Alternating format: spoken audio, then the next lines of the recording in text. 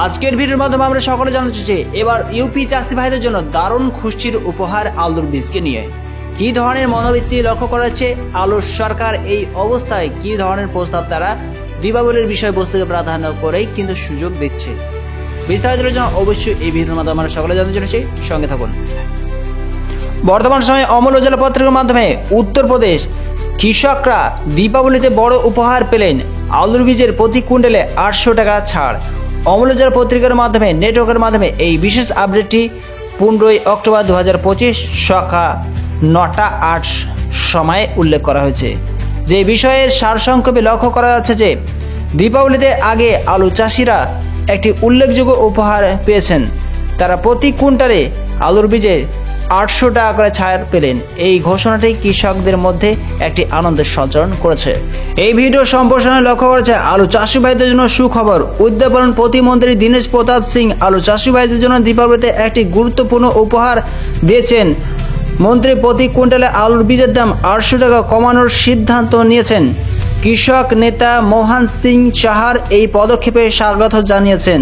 কৃষক নেতা মোহন সিং চাহার বলেন যে এবার সরকার প্রথমে F1 এর জন্য প্রতি কুইন্টালে আলুর বীজের দাম 3715 টাকা, দ্বিতীয় F2 এর জন্য 3510 টাকা, ওভার সাইজের জন্য 2840 টাকা, দ্বিতীয় ওভার সাইজের জন্য 2785 টাকা নির্ধারণ করেছিলেন।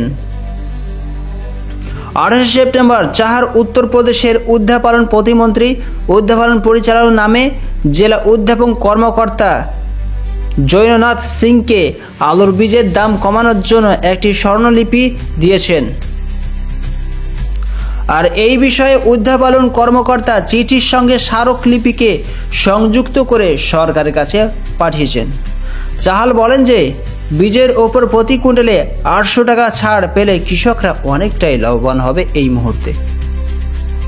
আর যার জন্য ইউপির এক বা একাধিক চাষি ভাইদের মুখে এই মুহূর্তে কিন্তু আনন্দের খুশির খবর বীজকে নিয়ে কিন্তু লক্ষ্য করা যাচ্ছে।